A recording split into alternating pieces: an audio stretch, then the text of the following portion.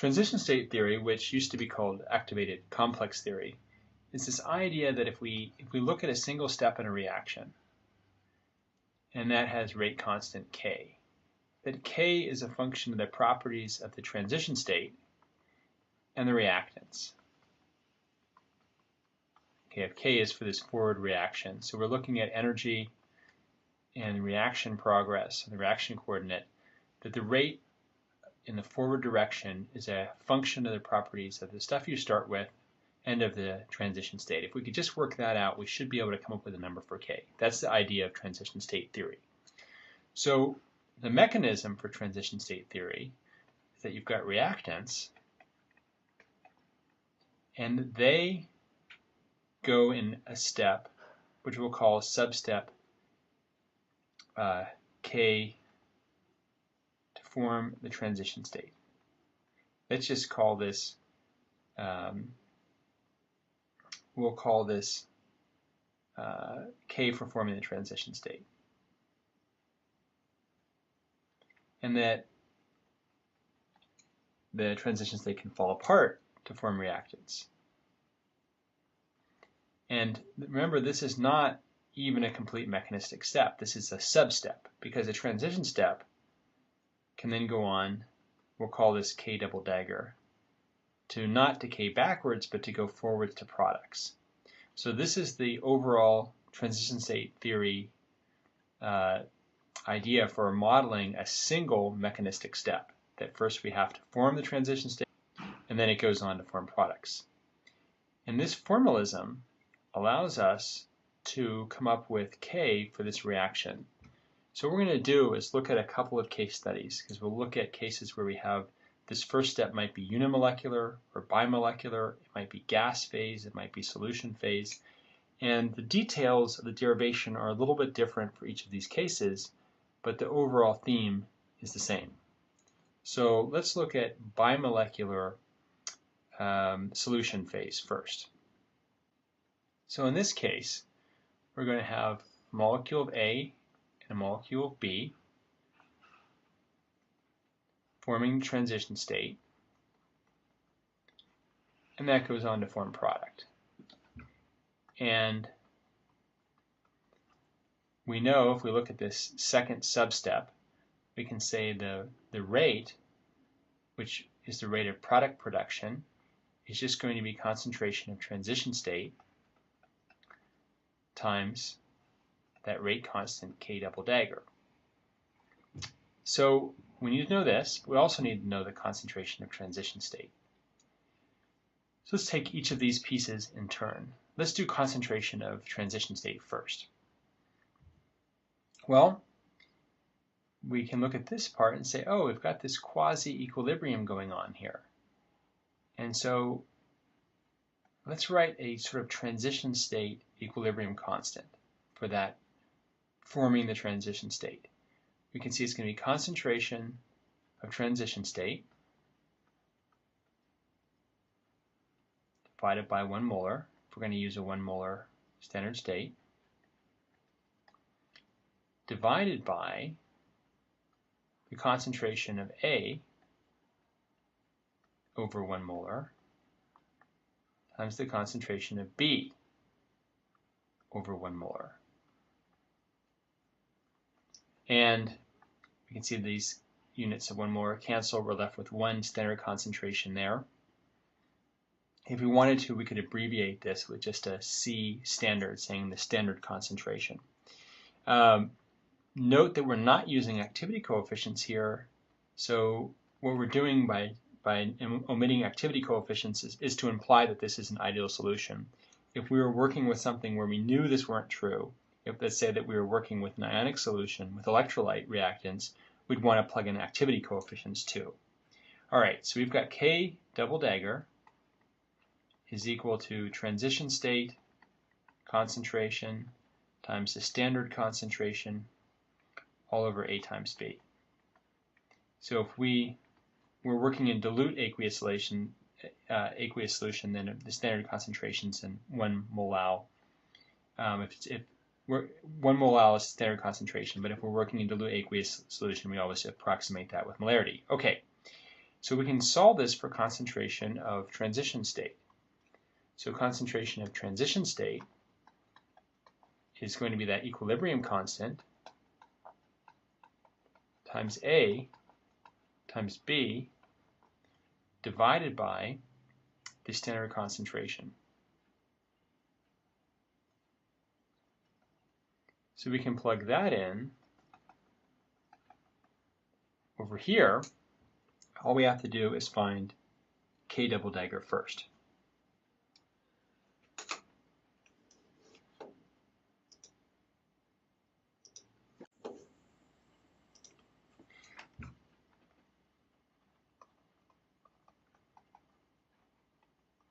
So now we have to find small k double dagger, the rate of transmission from the transition state until products. Well, K is going to be equal to two things. Something called the transmission coefficient, which is a small kappa, and nu, which is the vibrational frequency along the reaction coordinates. So let's annotate those.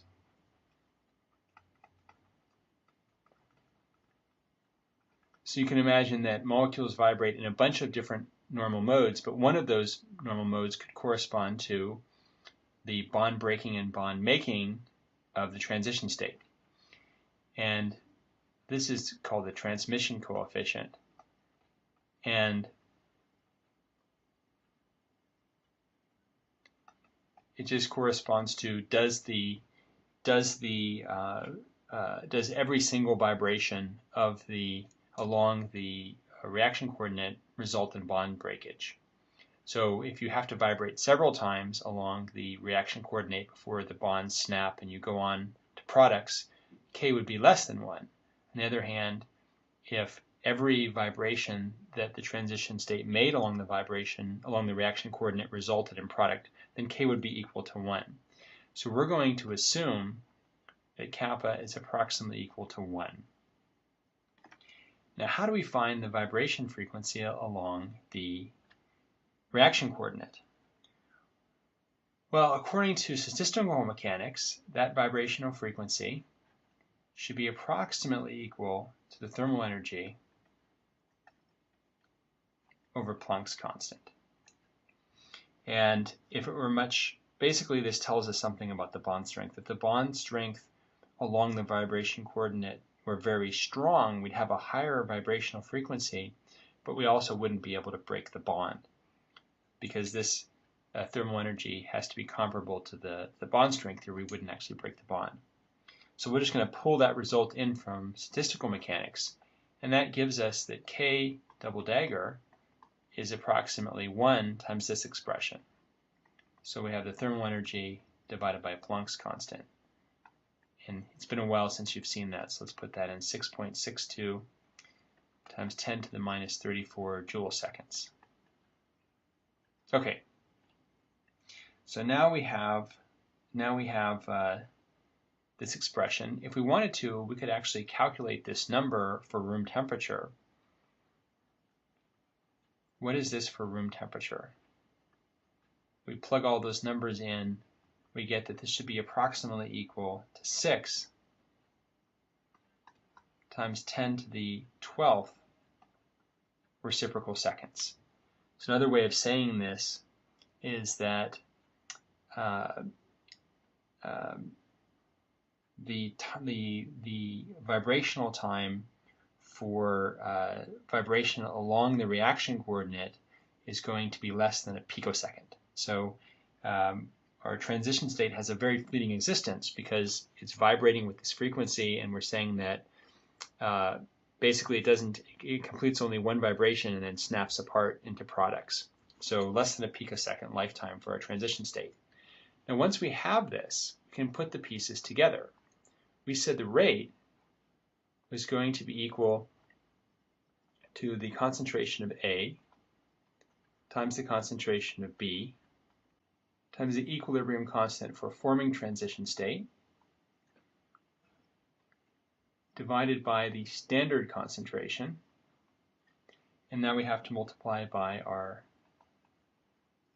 rate constant for the transition state forming products. So that was KT over H. So we put all the pieces together here. If this is the rate, and this is a bimolecular reaction, we know that we could also say it's going to be K times concentration of A times B. Because let's not lose sight of the reaction, right? It was A plus B in a single step forming products. And so if it's a single step and it's bimolecular, then it's going to be second order overall over here. So that means we can identify this entire expression as K. So we have an equation for the rate constant. The rate constant that we would determine experimentally for this one-step reaction would be KT over Planck's constant times the equilibrium constant for transition state formation divided by the standard concentration. This equation is one form of the Eyring equation. So the Eyring equation is the equation for the rate constant given in terms of properties of that transition state and the reactants. Now notice, we haven't come up with an equation yet, but we know it has to be that the equilibrium constant for forming transition state has to be a function of properties of transition state as compared to those of the reactants. So let's go on and do this a little bit further. So for a solution phase reaction, it's bimolecular. We saw that the rate constant is given by this expression, but we need to know what is this K double dagger here? What's an equilibrium constant? And for any equilibrium constant, we can say that delta G standard, so this time it's a delta G standard double dagger, is negative RT log of that equilibrium constant. And this is not the difference between products and reactants. This is the difference between the transition state and the reactants, right? Because this is a K not for forming products, but for forming transition state. So we can say K double dagger is equal to E to the negative delta G double dagger over RT. And we can put this in this expression and get a new expression for the rate constant. It's KT over HC, where C is the standard concentration, times E to the negative delta G double dagger over RT. So now we can see, the Gibbs energy of the transition state and the reactants, that difference is going to determine this size of this reaction. And so we can actually get quantitative about the relationship between a rate constant of a reaction and the Gibbs energies of transition state and reactants.